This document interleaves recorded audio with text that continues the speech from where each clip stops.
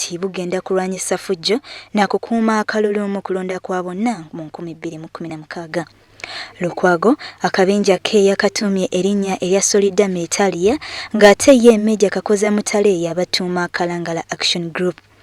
Bw'abadde mu lukiiko lw'abannamawulire enkya ya olwaleero wali enaggulu, omwogezi wa poliisi Fred Enanga ategeezezza nti bano bombi balina ebbaluwa ze bakuntumye era poliisi ebeetaaga okunnyonnyola ku bukundi bw'abavubuka buno.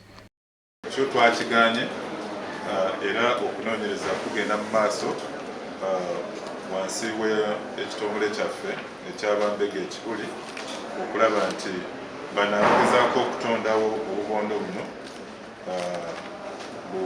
butunnyonnyole lwaki bagezaako okwenyigira mu bikolwa ebisobola okuleeta ebikolwa eby'effujjo n'ettemu mu ggwanga muno. Enanga annyonnyola nti obubinja bw'ekikanga kino bumenya amateeka era poliisi teyinza kukkiriza abantu kugenda nga batandikawo ebintu nga bino. Enanga annyonnyola nti mu mateeka g'eggwanga poliisi, UPDF n'ebitongole eby'obwannannyini ebirina olukusa byokka bye birina obuvunaanyizibwa okukuuma obutebenkevu.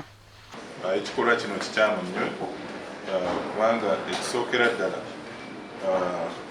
okuteekawo obubondo buno obulina enzikiriza ebikkiririza mu bigendererwa by'ekibiina bireeta bisikiriza ebikolwa eby'effujjo okutiisatiisa n'okwonoona ebintu byabo. Kinajjukirwa nti omwaka oguwedde ssentebe w'e Kawempe Mubaraka Munyagwa yatandikawo ekibiina ky'abavubuka abaayitibwanga Red Army nga bano baali bakuumi ba ddembe mu nkuŋŋaana zonna mu ggombolola y'e Kawempe. Wabula era Enanga akuutidde amasomero gonna okunyweza ebyokwerinda mu kiseera kino ng'olusoma lutandise. Agamba nti amasomero galina okwewala ennyo ebintu ng'omuliro era bateeke kamera mu masomero n'engeri endala yonna ey'okwerinda. Namitala Joyce, WBS TV, Kampala.